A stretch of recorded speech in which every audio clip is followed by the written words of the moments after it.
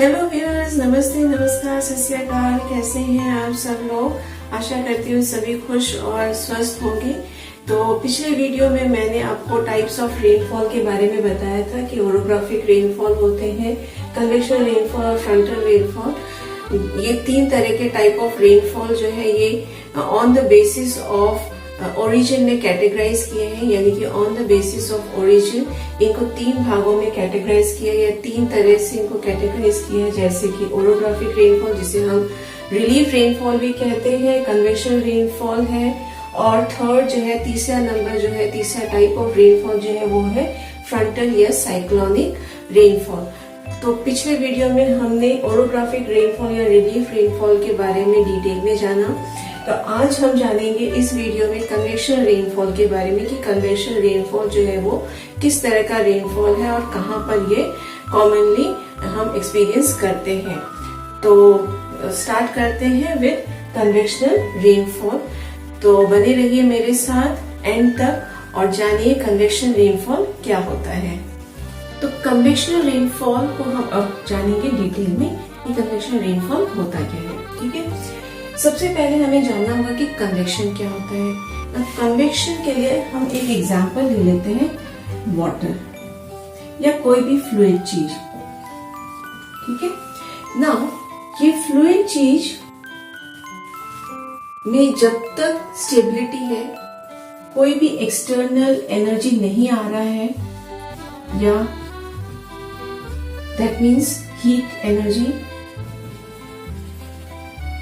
ठीक है, जब तक ये हीट एनर्जी नहीं उसमें आ रहा है तो ये स्टेबल है, उसमें कोई चेंजेस नहीं है, कोई बदलाव हम नहीं देखते हैं। ठीक है, लेकिन जैसे ही ये external energy that is the heat, ठीक है, मेन सोर्स क्या है हमारा? हीट। तो ये जो सोर्स ऑफ हीट है, जब इस लिक्विड स्टेट में जो भी मटेरियल है वो जब उसमें इन्फ्लुएंस करता है, इंटरैक्ट करता है, तो हम देखते हैं कि इसमें विद इन दैट फ्लूइड क्या हो रहा है, कुछ चेंजेस आ रहे हैं। ठीक है, और ये changes because of heat energy.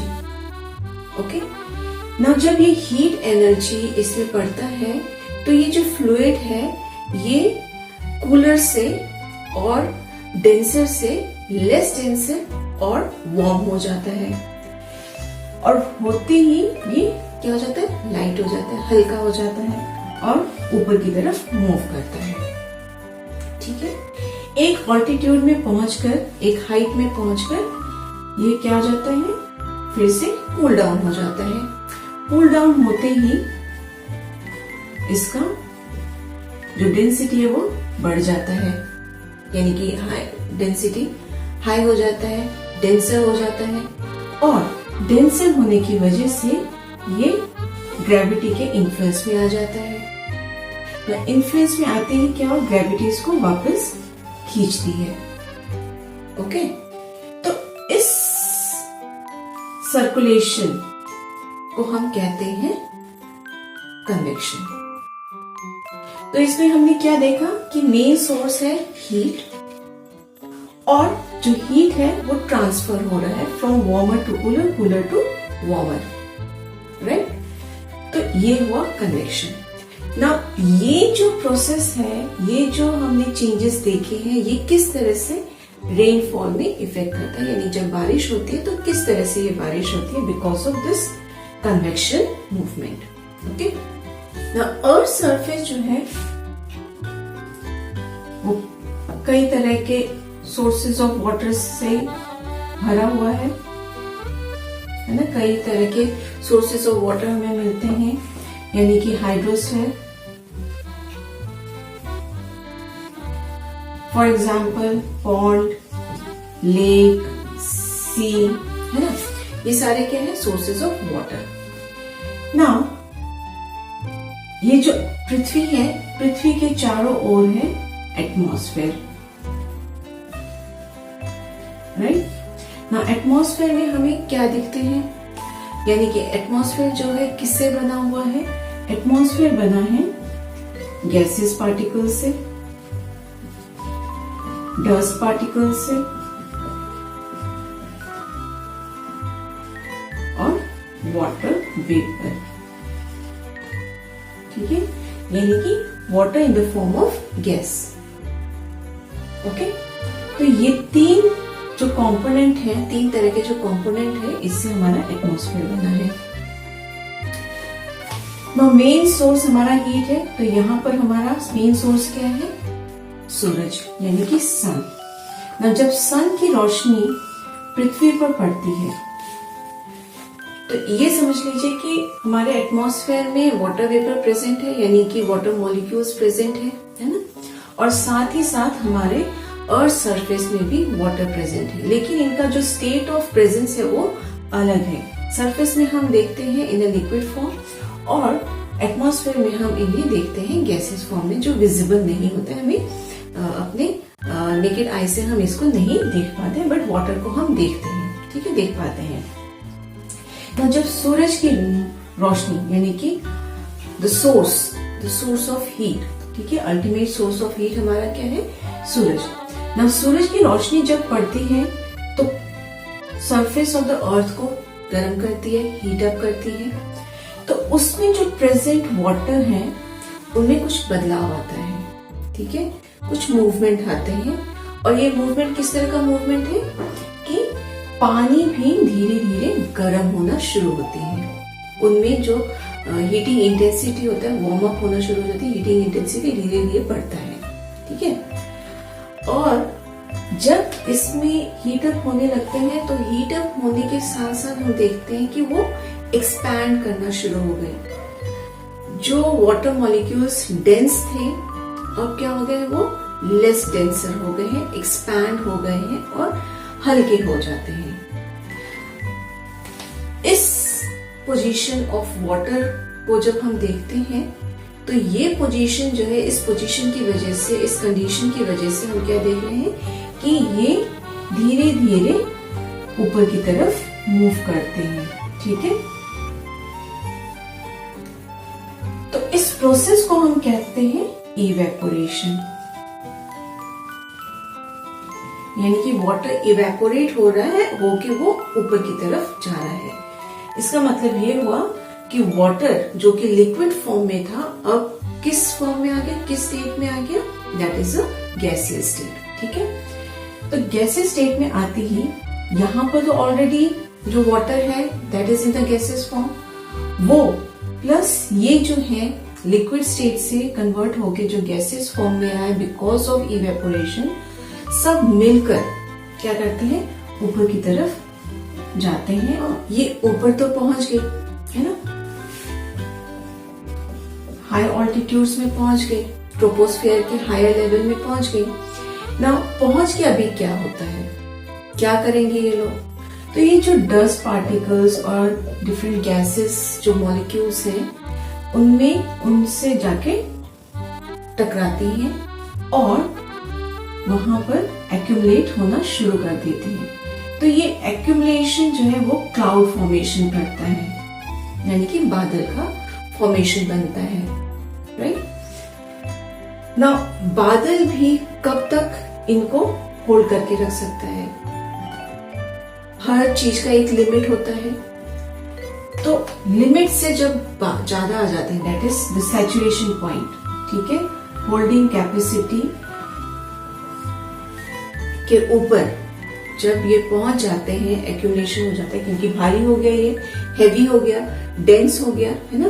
तो डेंस होते ही ये एक सैचुरेशन पॉइंट में पहुंचते ही जब एक्सेस हो जाते हैं, होल्डिंग कैपेसिटी बढ़ जाता है, यानी कि होल्ड नहीं कर पा रहे हैं, डेंस हो रहे हैं, तो क्या होता है कि ग्रेविटी जो है, पृथ्वी का जो ग्रेविटी है वो उन पर हावी हो जाता है, राइट। तो ये भी नीचे की तरफ आने की कोशिश करते हैं बिकॉज होल्ड नहीं कर पा रहे हैं और ग्रेविटी इनको पुल करना शुरू कर देता है, तो जिसकी वजह से ये वापस नीचे की तरफ आते हैं, अर्थ सरफेस की तरफ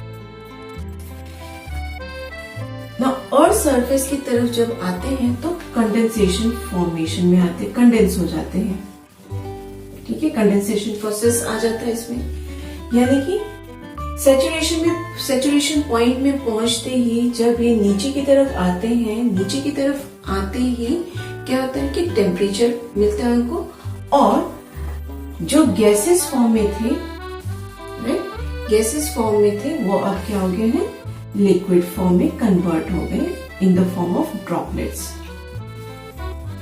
राइट। तो ड्रॉपलेट्स पानी की बूंदे में कन्वर्ट होके ये वापस पृथ्वी पर आ जाती हैं in the form of rainfall या in the form of water droplets. तो ये जो होल प्रोसेस है,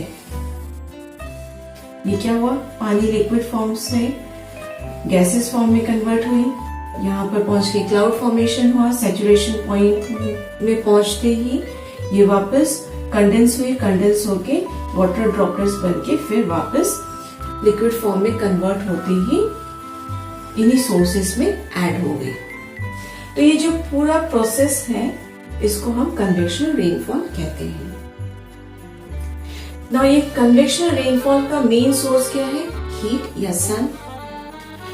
इस कन्वेक्शनल रेनफॉल में दो कंडीशन की जरूरत होती है। जब हम कन्वेक्शनल रेनफॉल पढ़ ही रहे हैं तो हम जान लें कि किन दो मेन कंडीशंस की जरूरत होती है जब कन्वेक्शनल रेनफॉल होता है। सबसे पहले तो हीट होना बहुत जरूरी है, टेम्परेचर होना बहुत जरूरी है, ठीक है, ट्रांसफर ऑफ हीट होना जरूरी है, ओके। एंड सेकेंड थिंग कि जो अमाउंट ऑफ मॉइस्चर है एटमॉस्फेयर में या सरफेस ऑफ द अर्थ वो भी ज्यादा होना पड़ेगा, हैवी होना पड़ेगा, यानी कि हाई होना पड़ेगा, amount of moisture in the atmosphere as well as the surface of Earth, okay. तो जब ये मॉइस्चर प्लस हीट इनमें जब परसेंटेज हाई होता है, ये दो कंडीशन मिलके कन्वेक्शनल रेनफॉल करते हैं। ना कन्वेक्शनल रेनफॉल का एग्जाम्पल तो मैं दूंगी ही साथ में, लेकिन इसमें हम कुछ फीचर्स भी देखते हैं, कैरेक्टरिस्टिक फीचर्स इन्वॉल्व हैं कि ये जो रेनफॉल होते हैं ये अलॉन्ग विथ कभी कभार क्या होता है, हेल स्टॉर्म करते हैं साथ में, है ना, लेकिन ये शॉर्ट पीरियड के लिए होते हैं, ठीक है। इनका जो इफेक्ट होता है, जैसे कि हम रेनी सीजन में जो रेन का इफेक्ट होता है वो कन्वेक्शनल रेनफॉल में उतना इफेक्ट नहीं पड़ता है पृथ्वी पर। तो ये शॉर्ट टाइम के लिए होता है। तो जो भी बारिश होता है इसका जो इम्पैक्ट होता है वो हमारे फसलों में नहीं पड़ता है, वो पड़ता है सॉइल में। तो सॉइल जो है वो पानी सोख लेता है, जितना बारिश होता है वो सोख लेता है और उसका इम्पैक्ट जो है वो फसलों पे नहीं पड़ता है। जितना हमें फसलों के लिए चाहिए होता है वो उतना हमें उस अमाउंट में कन्वेक्शनल रेनफॉल से नहीं मिलता है, ठीक है। सेकेंड थिंग क्या है कि जब ये कन्वेक्शनल रेनफॉल जब हम किसी रीजन में एक्सपीरियंस करते हैं, मेनली टेम्परेट रीजन्स में और लो लैटिट्यूड रीजन्स यानी कि इक्वेटोरियल रीजन्स में हम जब एक्सपीरियंस करते हैं इस कन्वेक्शनल रेनफॉल को, तो ये जो रेनफॉल है ये लाइटनिंग और थंडरस्टॉर्म के साथ आता है, ठीक है। तो दिन के समय होता है या रात के समय, लेकिन जब आता है तो लाइटनिंग और थंडरस्टॉर्म के साथ आता है। तो ये थे प्रॉपर्टीज, ये था whole process of convectional rainfall. तो हम नेक्स्ट अब जानेंगे कि वर्ल्ड में कौन से रीजन्स में हमें with the help of map हम जानेंगे कि कौन से रीजन में हम मेनली या कॉमनली हम कन्वेक्शनल करंट को एक्सपीरियंस करते हैं। तो अब चलते हैं एग्जाम्पल की तरफ कि कॉमनली हमें कन्वेक्शनल रेनफॉल जो है वो कहाँ पर हम एक्सपीरियंस करते हैं। तो ये मेरे पीछे है वर्ल्ड मैप। तो वर्ल्ड मैप में अगर हम देखें तो मेनली इक्वेटोरियल जो रीजन है वहां पर हम कन्वेक्शनल रेनफॉल एक्सपीरियंस करते हैं और साथ ही साथ हम पर्टिकुलरली देखते हैं नॉर्दर्न हेमिस्फेयर में, यानी कि interior part of the different continents of northern hemisphere में, वहां पर हम कन्वेक्शनल रेनफॉल एक्सपीरियंस करते हैं। तो जहां पर कन्वेक्शन करंट का फॉर्मेशन होता है वहां पर हम कन्वेक्शन रेनफॉल एक्सपीरियंस करते हैं ना। ये कन्वेक्शन रेनफॉल जो है मेनली हम समर डेज में या समर सीजन में हम एक्सपीरियंस करते हैं। तो ये फॉर शॉर्ट पीरियड के लिए हम एक्सपीरियंस करते हैं। जब ये रेनफॉल होता है तो रेनफॉल के साथ लाइटनिंग एंड थंडरिंग भी हम एक्सपीरियंस करते हैं। तो आई होप जो ये वीडियो मैंने आपके लिए बनाया है with the topic convectional rainfall आपके लिए इम्पोर्टेंट रहा होगा, लाभदायक रहा होगा। तो इसी के साथ have a nice day, bye bye.